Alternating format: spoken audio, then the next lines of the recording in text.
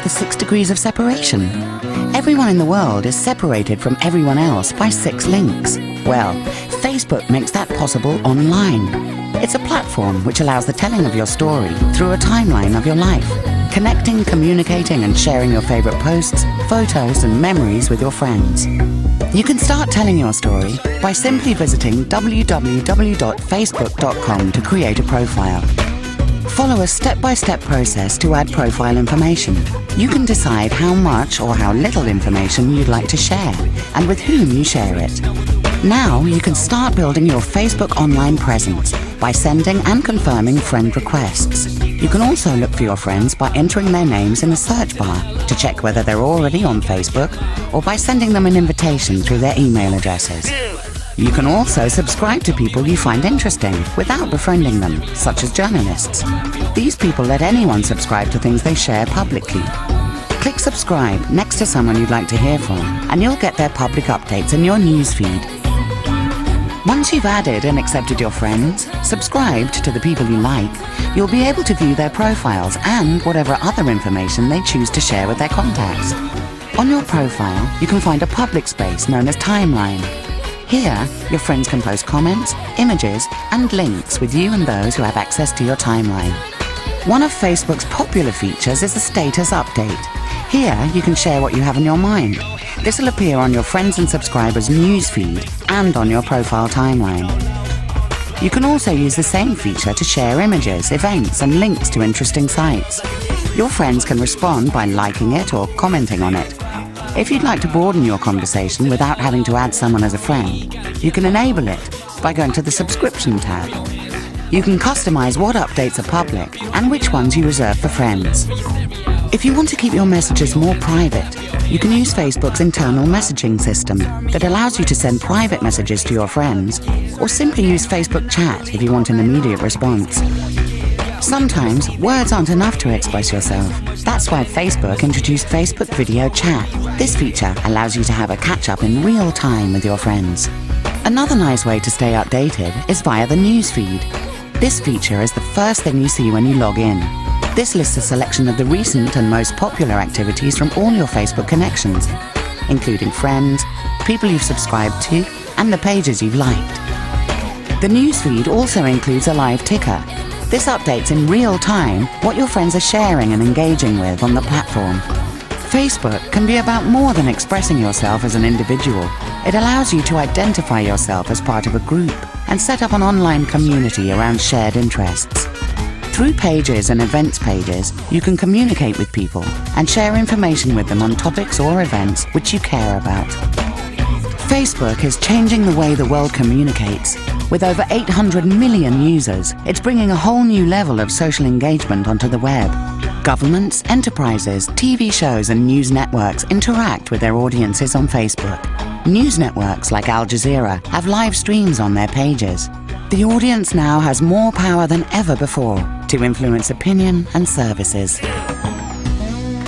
Twitter is a website where people can send and receive ultra-short messages called tweets. It's called microblogging or tweeting. To start, simply go to twitter.com and set up an account. Choose a username, a password, upload a photo, and then you can start. The first thing you might want to do is find some people to get tweets from, and the first place you'll probably look under is who to follow. Here, Twitter can find people you already know by syncing your email or Facebook contacts. You can also let Twitter suggest people it thinks you'll be interested in, or you can browse for tweeters by topics they tweet about.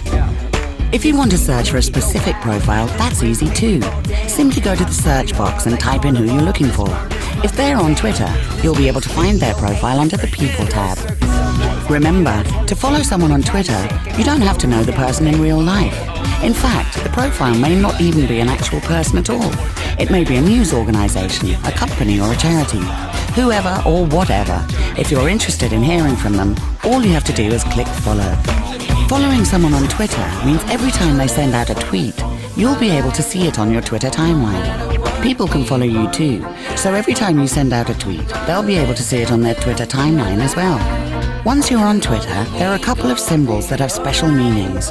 The first is the hashtag. If you put a hashtag in front of a word, then your tweet will be grouped with all the other tweets that contain that hashtag word. That means you can easily find out what everybody is saying about a certain topic, simply by searching for the word with a hashtag. Another is the @ symbol. If an @ symbol is put in front of someone's name, not only will the tweet go out to everyone, but the person who has been tweeted at will be able to see that they've been mentioned under their @mentions tab. You can also use Twitter to send a private message to someone. This only works, however, if they are following you. Another useful tool is retweeting. If you see a tweet you like, you can post it out to all the people who follow you by clicking retweet.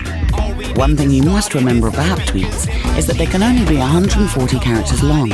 That's where URL shorteners come in handy. Simply go to a URL shortener, type in the full URL, and watch it turn into a shorter one. The shorter link will take you to the same page as the longer one, but it uses fewer characters, so it gives you more room in your tweet to say something about the link. You can also send out pictures or even video by using sites such as TwitPic. They work by uploading your file and then sending out a shortened URL in your tweet for you. When people tweet regularly, they usually use a social networking client such as TweetDeck or Seesmic. These applications let you get access to all your other social networking accounts in a single place. They have their own specific interface and special features and can usually be downloaded from mobile devices like the iPhone and the BlackBerry, allowing you to tweet whenever and usually wherever you want. One of the features you'll find most helpful is lists. This makes it easy for you to find tweets about certain subjects in one place. When you've created a list, Twitter collects all the tweets from all the people you've added to the list and puts them into a timeline, separate from your main Twitter timeline. One final thing to know about is trending. When something becomes really popular and lots of people start tweeting about it, then it's become a trend on Twitter. A trend can be anything: a person, place, date, or even an event. So there you go. That's everything you need to know to get started. So go on.